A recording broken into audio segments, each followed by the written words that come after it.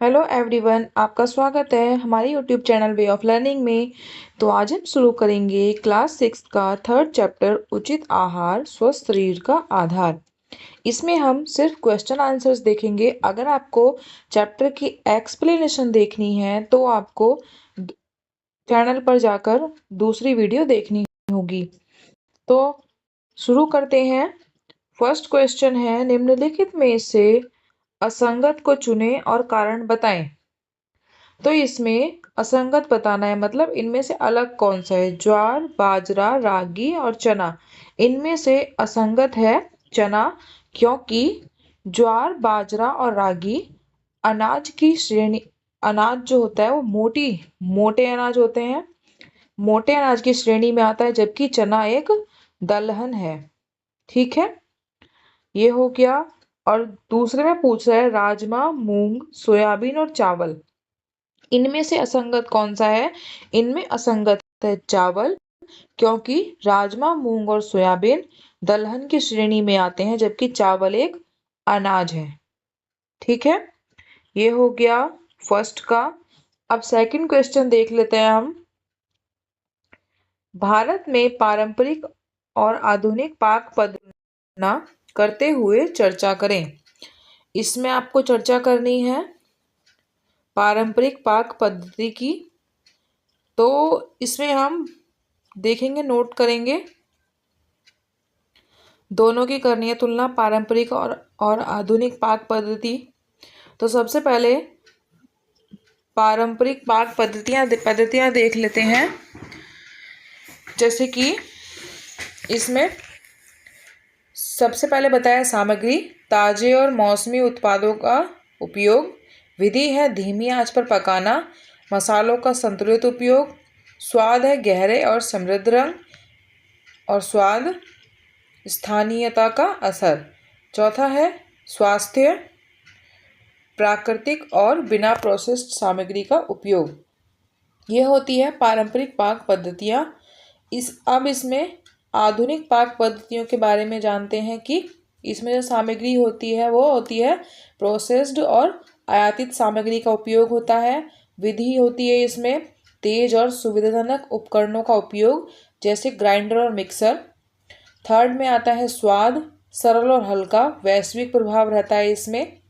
और स्वास्थ्य में क्या आएगा, प्रोसेस्ड और प्रिजर्वेटिव से युक्त सामग्री का उपयोग रहता है इसमें आधुनिक पाक पद्धति में।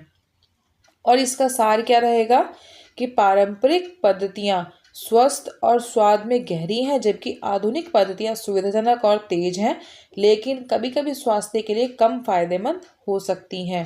वो तो होती ही हैं। ये हो जाएगा सेकंड का। अब इसमें थर्ड को देखते हैं। शिक्षक का कहना है कि अच्छा आहार औषधि के रूप में कार्य कर सकता है। रवि इस कथन को लेकर उत्सुक है और वह अपने शिक्षक से प्रश्न पूछता है और पूछना चाहता है कि कम से कम ऐसे 2 प्रश्न सूचीबद्ध करें जो वह पूछ सकता है। या आपको अपने मन से बताना है तो 2 क्वेश्चन मैं भी आपको बता देती हूँ, और आप अपने मन से बनाना चाहें तो वो भी कर सकते हैं। तो पहला क्वेश्चन हो सकता है कि अच्छा आहार हमारे शरीर के किन रोगों को रोकने या ठीक करने में सहायक हो सकता है। फर्स्ट क्वेश्चन हो गया। सेकंड क्वेश्चन बना सकते हैं हम कि कौन कौन से खाद्य पदार्थ विशेष रूप से औषधीय गुणों वाले होते हैं। ये हो गए दोनों क्वेश्चन, और बाकी आप भी बना सकते हैं। और अब इसमें फोर्थ का देखते हैं कि सभी स्वादिष्ट खाद्य पदार्थ आवश्यक रूप से स्वास्थ्यप्रद नहीं होते और सभी पौष्टिक खाद्य पदार्थ सदैव आनंददायक नहीं होते। कुछ उदाहरणों के साथ अपने विचार साझा करें। तो इसको नोट करेंगे कॉपी में मेरे साथ। स्वादिष्ट खाद्य पदार्थ जैसे समोसा, चिप्स और मिठाइयाँ खाने में तो अच्छे लगते हैं, परंतु ये स्वास्थ्य के लिए हानिकारक हो सकते हैं, क्योंकि इनमें अधिक मात्रा में तेल, शक्कर और नमक होते हैं। दूसरी ओर पौष्टिक खाद्य पदार्थ जैसे दलिया, हरी सब्जियां और फल शरीर के लिए आवश्यक पोषक तत्व प्रदान करते हैं, परंतु ये हमेशा स्वाद में उतने आनंददायक नहीं हो सकते हैं। उदाहरण के लिए पालक पोषक तत्वों से भरपूर होता है, परंतु बहुत से लोग इसका स्वाद पसंद नहीं करते हैं। इसी प्रकार तले हुए खाद्य पदार्थ बहुत बहुत स्वादिष्ट होते हैं, परंतु इनमें उच्च कैलोरी और वसा होती है जो स्वास्थ्य के लिए हानिकारक है। ये हो गया फोर्थ का आंसर। अब इसमें फिफ्थ का देखते हैं। फिफ्थ क्वेश्चन देख लेते हैं सबसे पहले। मेंदू सब्जियां नहीं खाता लेकिन बिस्कुट, नूडल्स और डबल रोटी, सफ़ेद ब्रेड का आनंद लेता है। उसे अक्सर पेट में दर्द और कब्ज की शिकायत रहती है। इन समस्याओं से छुटकारा पाने के लिए उसे अपने आहार में क्या बदलाव करना चाहिए? अपने उत्तर को विस्तार से समझाइए। तो इसको नोट करेंगे कि मेंदू को अपने आहार में ताजे फल, हरी सब्जियां और साबुत अनाज शामिल करना चाहिए। इन खाद्य पदार्थों में फाइबर अधिक मात्रा में होता है जो पाचन को सुधारता है और कब्ज से राहत दिलाता है। बिस्कुट, नूडल्स और सफ़ेद ब्रेड में फाइबर कम होता है जिससे पाचन संबंधी समस्याएं होती हैं। फाइबर युक्त आहार पेट को स्वस्थ रखता है और पेट दर्द और कब्ज से बचाता है।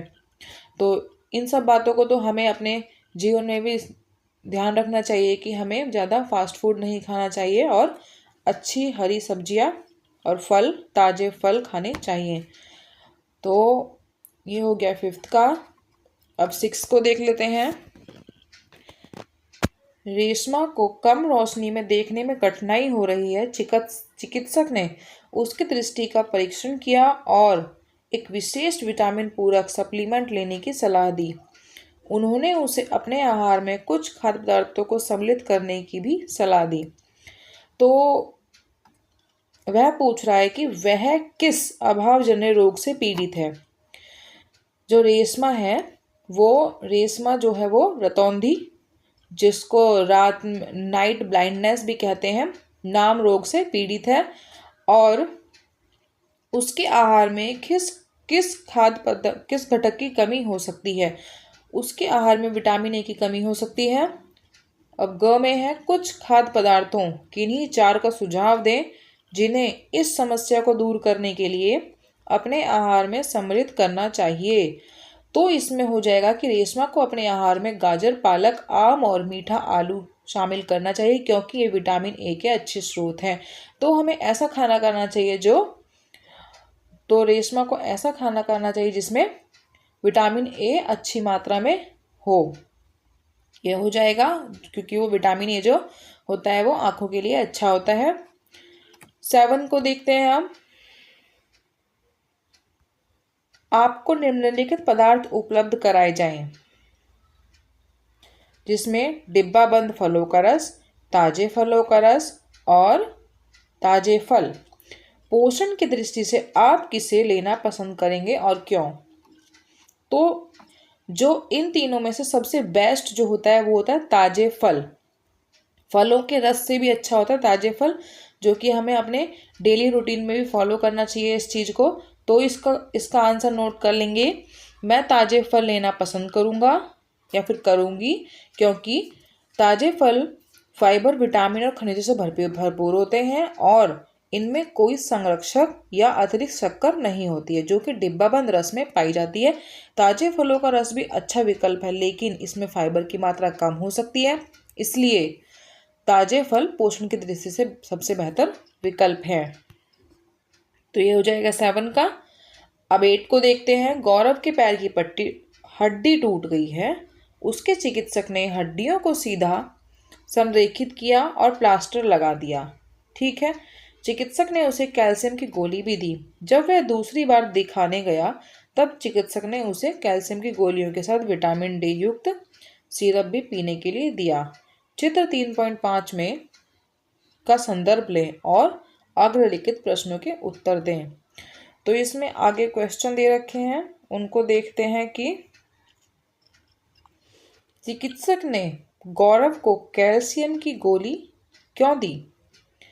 चिकित्सक ने गौरव को कैल्शियम की गोली इसलिए दी है ताकि उसकी टूटी हड्डी को जल्दी सही कर सके और जुड़ने में मदद मिल सके। कैल्शियम हड्डियों को मजबूत बनाने में महत्वपूर्ण भूमिका निभाता है।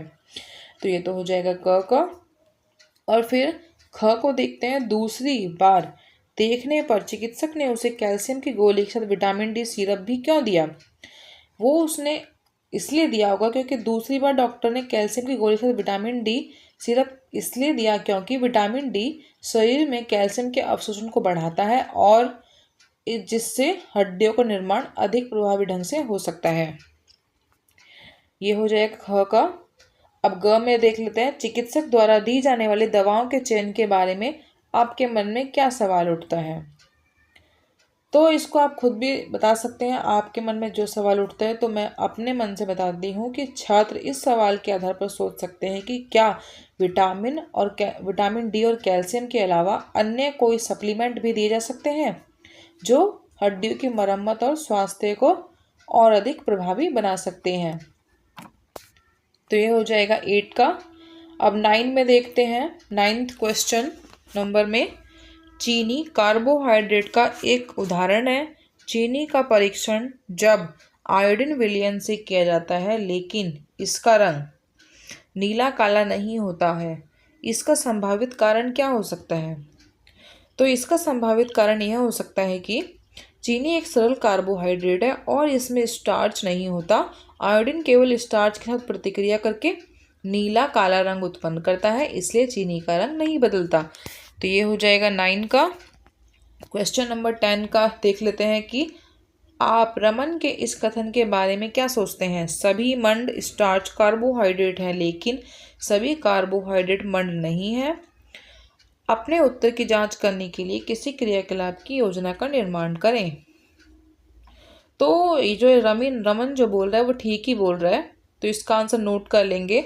स्टार्च एक प्रकार का कार्बोहाइड्रेट है लेकिन अन्य कार्बोहाइड्रेट जैसे शुगर, ग्लूकोज आदि स्टार्च नहीं होते। इसका परीक्षण करने के लिए विभिन्न प्रकार के कार्बोहाइड्रेट्स पर आयोडीन की बूंदें डालकर देखा जा सकता है कि कौन से पदार्थ का रंग नीला काला होता है जो स्टार्च की उपस्थिति को दर्शाता है। यह हो गया क्वेश्चन नंबर 10 का। अब क्वेश्चन नंबर 11 देखते हैं। प्रयोगशाला में आयोडीन का प्रयोग करते समय आयोडीन की कुछ बूंदें मिस्टी के मोजे पर तथा उसकी शिक्षिका की साड़ी पर गिरी। साड़ी पर आयोडीन की बूंदें नीली काली हो गई जबकि मोजे पर आयोडीन का रंग नहीं बदला। इसका संभावित कारण क्या हो सकता है। तो इसका संभावित कारण हो सकता है कि साड़ी के कपड़े में स्टार्च की मौजूदगी थी जिससे आयोडीन का रंग नीला काला हो गया, जबकि मोजे के कपड़े में स्टार्च नहीं था इसलिए आयोडीन का रंग नहीं बदला। तो ये हो गया क्वेश्चन नंबर 11 का आंसर। अब क्वेश्चन नंबर 12 देखते हैं कि कदन्न को एक स्वास्थ्यप्रद आहार क्यों माना जाता है। क्या केवल कदन्न खाने से शरीर की पोषण संबंधी सभी आवश्यकताएं पूरी हो सकती हैं। चर्चा करें। तो कदन्न को स्वास्थ्यप्रद आहार माना जाता है क्योंकि इसमें फाइबर, प्रोटीन, विटामिन और खनिज होते हैं जो शरीर को स्वस्थ रखने में मदद करते हैं। हालांकि केवल कदन्न खाने से शरीर की सभी पोषक संबंधी आवश्यकताएं पूरी नहीं हो सकती क्योंकि शरीर को विभिन्न प्रकार के पोषक तत्वों की आवश्यकता होती है जो विभिन्न प्रकार के खाद्य पदार्थों से मिलते हैं।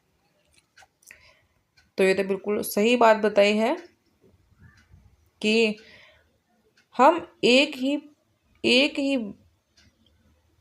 ही खाद्य पदार्थ से सारे पोषक तत्व पूरे नहीं कर सकते हैं, तो हमें सभी खाद्य पदार्थ मिला जुला के खाने चाहिए। बिल्कुल सही है। अब क्वेश्चन नंबर 13 देख लेते हैं। आपको विलयन का एक नमूना दिया गया है। आप इसके आयोडीन विलयन होने की संभावना की जांच किस प्रकार करेंगे। तो कैसे करेंगे देख लेते हैं। आप इस विलयन को किसी स्टार्च युक्त पदार्थ जैसे आलू या ब्रेड पर डाल सकते हैं। यदि विलयन आयोडीन है तो वह स्टार्च के संपर्क में आकर नीला काला रंग उत्पन्न करेगा जिससे यह प्रमाणित हो जाएगा कि यह आयोडीन विलयन है। तो ये हो गया क्वेश्चन 13 का आंसर। आपको वीडियो अच्छी लगे लाइक करें, शेयर करें अपने दोस्तों के साथ और मेरी वीडियो को ऐसे ही देखने के लिए चैनल को सब्सक्राइब करें। Thank you.